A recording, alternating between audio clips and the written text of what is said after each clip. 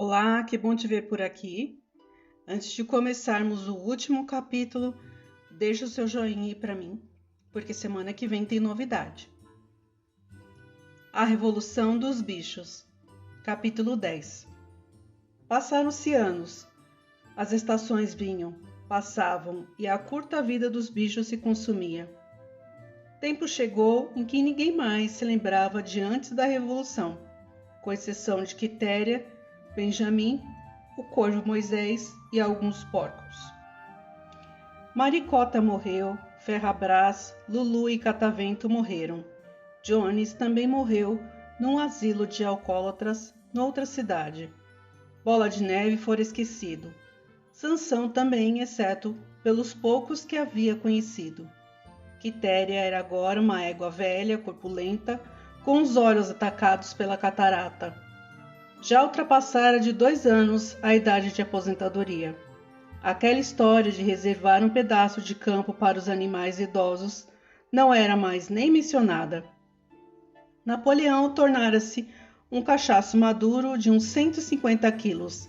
Garganta estava tão gordo que mal conseguia abrir os olhos. Somente Benjamin continuava o mesmo, apenas de focinho um pouco mais grisalho, desde a morte de Sansão, mais rabugento e taciturno do que nunca. Agora, existiam muito mais criaturas na granja, embora o índice de crescimento não fosse aquele que esperavam nos primeiros anos.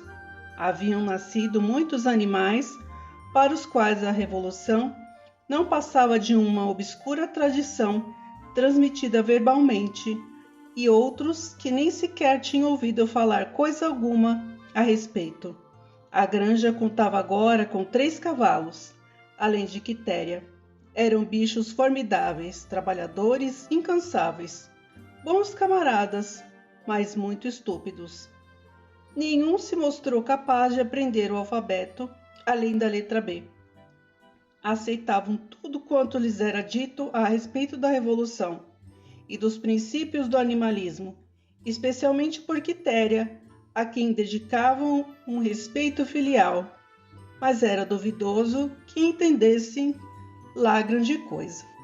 A granja prosperava, estava mais bem organizada, fora até aumentada pela compra de 2 tratos de terra ao Sr. Pillington.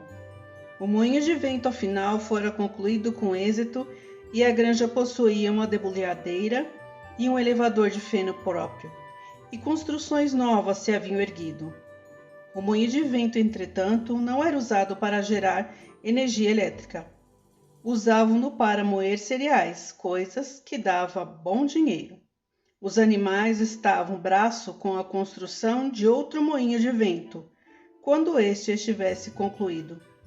Dizia-se seriam instalados os dínamos, mas naquele luxo de que Bola de Neve lhes falara certa vez, baias com luz elétrica e água quente e fria, e na semana de 3 dias não se falava mais.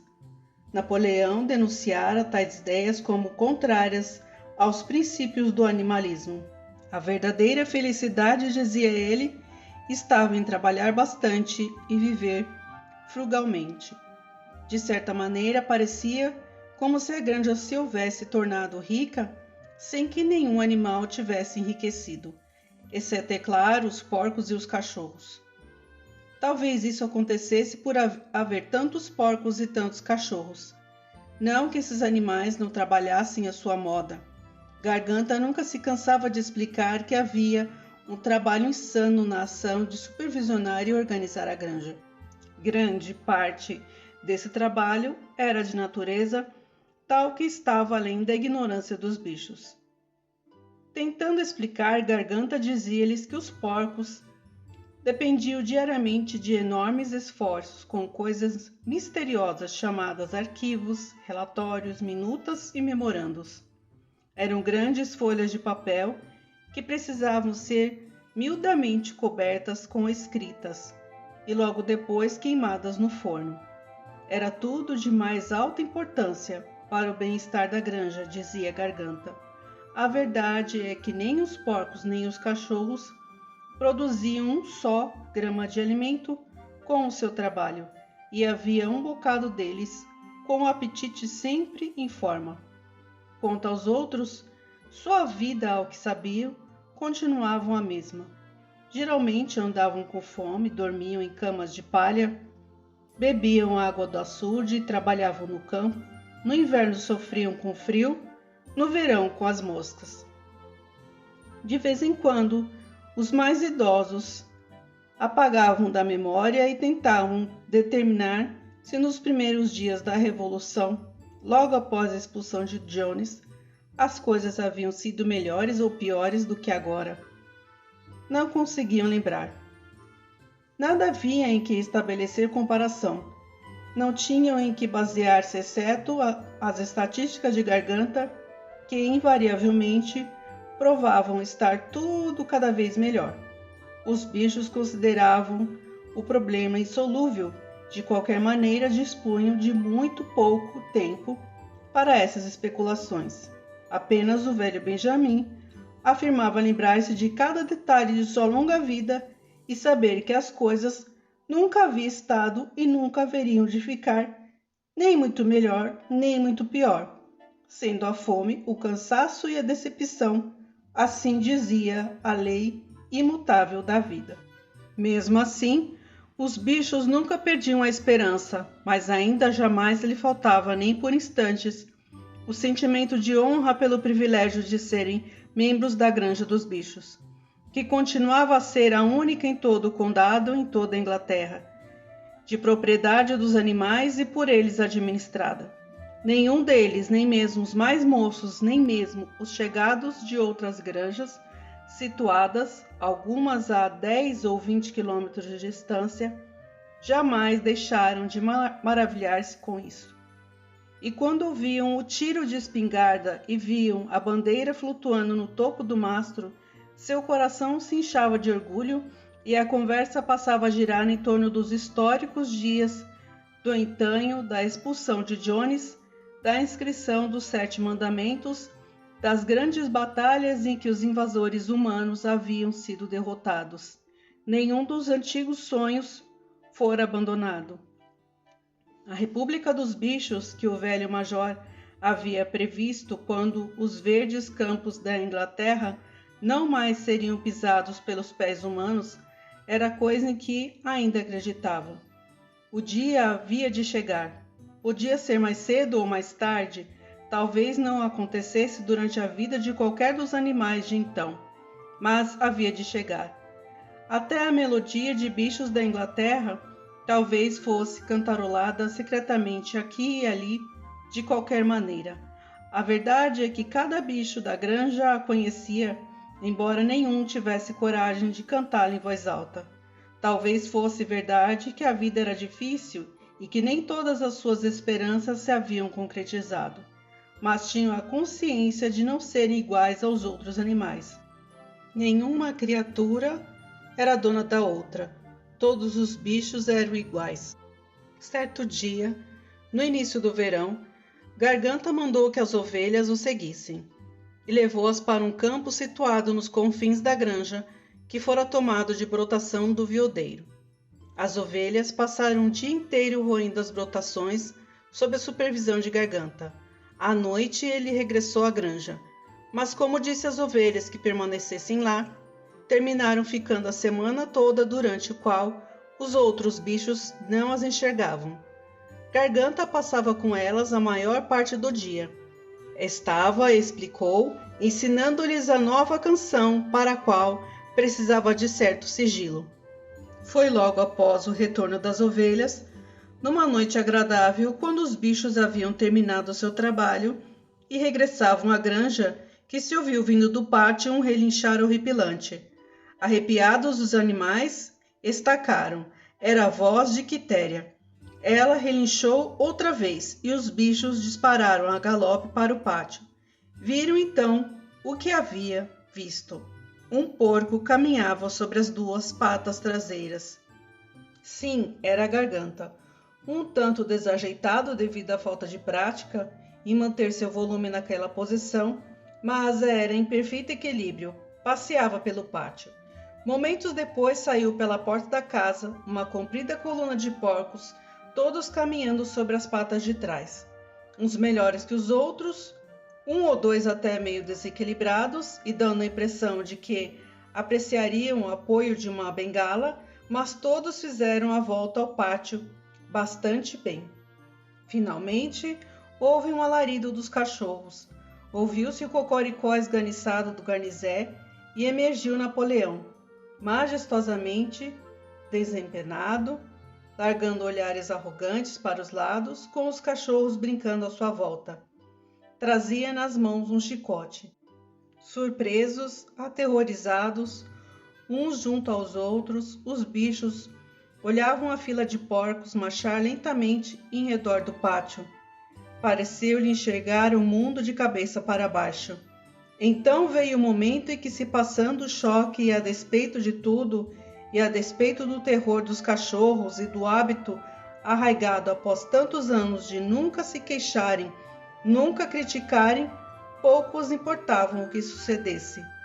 Poderiam lançar uma palavra de protesto, porém exatamente nesse instante, como se obedecessem a um sinal combinado, as ovelhas, em uníssono, estrondaram num espetacular balido. 4 pernas bom, 2 pernas melhor. 4 pernas bom, 2 pernas melhor.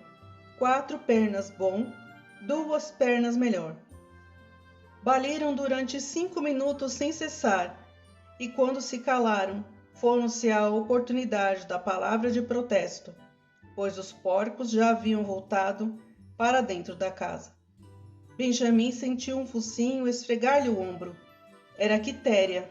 Seus olhos pareciam mais encobertos que nunca. Sem dizer palavra, ela puxou delicadamente pela crina, levando-o até o fundo de um grande celeiro, onde estavam escritos os 7 mandamentos.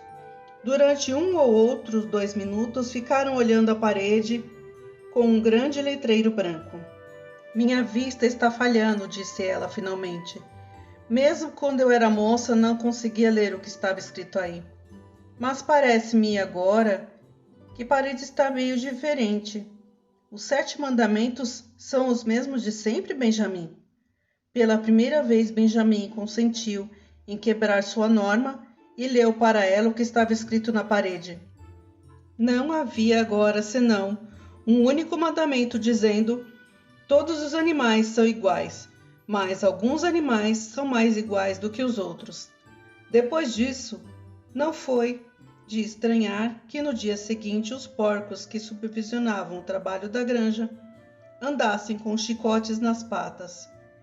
Nem estranharam ao saber que os porcos haviam comprado um aparelho de rádio, que estavam tratando das instalações, de um telefone e da assinatura de jornais e revistas. Não estranharam quando Napoleão foi visto passear nos jardins da casa com o cachimbo na mão, nem quando os porcos começaram a usar as roupas de Jones, sendo que Napoleão apresentou-se vestindo um casaco negro, calças de caçador, perneiras de couro, enquanto sua porca favorita surgia com o vestido de seda que a senhora Jones usava aos domingos. Uma semana mais tarde, após o meio-dia, apareceram numerosas charretes subindo rumo à granja. Uma representação de granjeiros vizinhos fora convidada a realizar uma visita de inspeção. Toda a granja lhes foi mostrada e eles expressaram admiração por tudo quanto viram, especialmente pelo moinho de vento. Os bichos estavam limpando a lavoura de nabos. Trabalhavam, mal levantando o olhar do chão e sem saber a quem temer mais, se os porcos, se os visitantes humanos. Naquela noite, altas risadas e cantorias chegaram da casa. Lá pelas tantas, até o som das vozes misturado aos bichos encheram-se de curiosidade. O que estaria acontecendo lá dentro agora que pela primeira vez encontravam-se um terreno de igualdade os animais e os seres humanos? Pensando todos a mesma coisa, dirigiram-se furtivamente para o jardim da casa. No portão, titubearam, um tanto temorosos, mas Quitéria deu exemplo e entrou. Andaram pé ante pé até a casa e os mais altos espiaram pela janela da sala. Lá dentro, em volta de uma mesa grande, estavam sentados meia dúzia de granjeiros e meia dúzia de porcos, dentre os mais eminentes. Napoleão, no lugar de honra, à cabeceira. Os porcos pareciam perfeitamente à vontade em suas cadeiras. O grupo estivera jogando cartas, mas havia interrompido o jogo por instantes, evidentemente para os brindes. Um grande jarro circulava e os copos se enchiam de cerveja. Ninguém notou as caras admiradas dos bichos que espiavam pela janela. Sr. Pilkington de Foxwood levantaram-se com um copo na mão. Disse que ia convidar os presentes para um brinde, mas antes desejava dizer algumas palavras que julgava de seu dever pronunciar. Era motivo de grande satisfação para ele e tinha certeza de que falava por todos os demais. Sentir que o longo período de desconfiança e de desentendimento chegara ao fim. Tempo houvera não que ele ou qualquer dos presentes tivesse pensado dessa maneira, mas tempo houvera em que os respeitáveis proprietários da Granja dos Bichos haviam sido olhados. Não diria com hostilidade, mas uma certa apreensão por seus vizinhos humanos. Ocorreram incidentes desagradáveis e ideias errôneas haviam circulado. Parecera a muitos que a existência de uma granja pertencesse aos animais, e por eles administrada era coisa um tanto fora do comum, e poderia vir a causar transtornos à vizinhança. Muitos granjeiros supuseram, sem as verificações devidas, que em tal granja prevalecia um espírito de licenciosidade e indisciplina. Haviam se preocupado com o efeito de tudo isso sobre seus próprios animais e até mesmo sobre seus empregados humanos. Mas todas essas dúvidas estavam agora dissipadas. Hoje ele e seus companheiros haviam visitado a Granja dos Bichos, inspecionado cada metro quadrado com seus próprios olhos e que havia encontrado não apenas métodos dos mais modernos, mas uma ordem e uma disciplina que podiam servir de exemplo.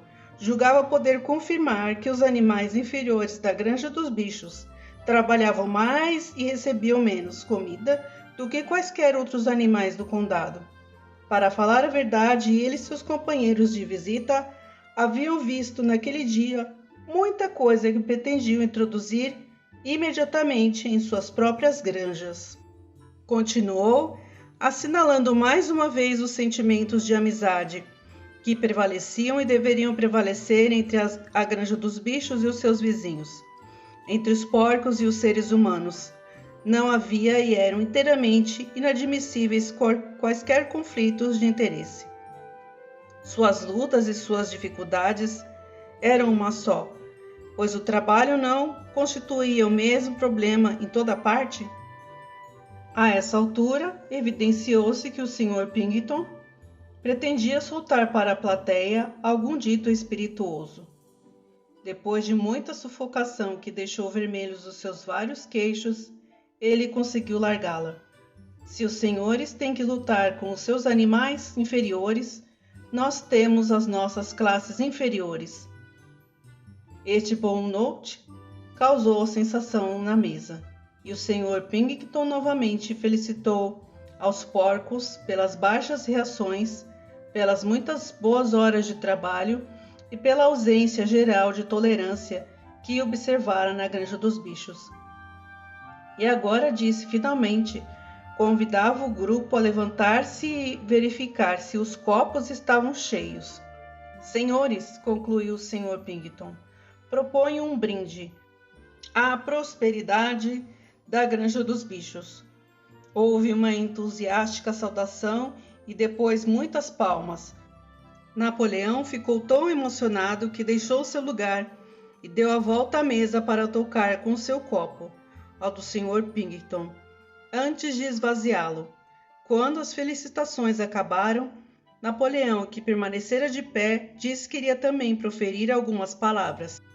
Como todos os discursos de Napoleão, aquele foi curto e direto ao assunto. Também ele disse alegrar-se de que o período de desentendimento tivesse chegado ao fim. Por longo houve rumores inventados, acreditava e tinha razões para isso, por algum inimigo mal intencionado, de que havia algo de supervivo ou mesmo de revolucionário nos pontos de vista seus e dos seus companheiros. Tinham passado por desejosos de fomentar a rebelião entre os animais das granjas vizinhas. Nada podia estar mais longe da verdade. Seu único desejo agora, como no passado, era viver em paz e gozando de relações normais com os seus vizinhos. Aquela granja que ele tinha a honra de governar, acrescentou, era empreendimento corporativo. As escrituras que estavam ao seu poder conferiam a posse a todos os porcos. Não acreditava que ainda restassem quaisquer das velhas suspeitas. Mas certas modificações na rotina da granja haviam sido introduzidas com o fito de promover uma confiança ainda maior. Até aquele momento, os bichos haviam conservado o hábito imbecil de dirigirem-se uns aos outros pela alcunha de camarada. Isso ia acabar. Existira também o costume insólito, cuja origem era desconhecida, de marchar aos domingos desfilando frente a uma caveira de porco, pregada num poste. Isso também ia acabar. E a caveira já fora enterrada. Os visitantes, com certeza, teriam observado também a bandeira verde que tremulava no poste. Nesse caso, teriam notado que as antigas figuras do chifre e da ferradura em branco haviam sido suprimidas. Daí por diante seria uma bandeira puramente verde. Tinha apenas um reparo, disse a fazer ao excelente discurso, bem próprio de um bom vizinho, do Sr. Pilkington. O Sr. Pilkington referia-se ao tempo todo à Granja dos Bichos. Naturalmente, ele não podia saber, mesmo porque Napoleão o estava proclamando naquele instante, pela primeira vez, que a denominação Granja dos Bichos fora abolida. A partir daquele momento, sua granja voltaria a ser conhecida como a Granja do Solar, que, aliás, parecia-lhe era o nome correto e original. Senhores, concluiu Napoleão, levantarei o mesmo brinde, mas sob forma diferente. Encham até a borda seus copos. Senhores, este é o meu brinde. A prosperidade da Granja do Solar. Houve as mesmas calorosas felicitações de antes, e os copos foram esvaziados. Mas os olhos dos bichos que lá fora espiavam, pareceu que algo estranho estava acontecendo. Que diabo teria acontecido à cara dos porcos? Os olhos embaçados de Quitéria iam de uma cara para outra. Algumas tinham 5 queixos, outras 4, outras 3, mas alguma coisa parecia misturá-las e modificá-las. Então, findos os aplausos, o grupo pegou novamente nas cartas, reacetando o jogo interrompido, e os animais afastaram-se silenciosamente. Não haviam, porém, chegado sequer a 20 metros quando se detiveram ante o vozeiro alto que vinha lá de dentro. Voltaram correndo e tornaram a espiar pela janela. Realmente era uma discussão violenta. Gritos, socos na mesa, olhares suspeitos, furiosas negativas.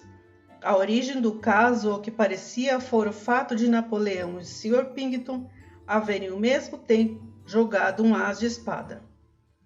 12 vozes gritavam cheias de ódio e eram todas iguais.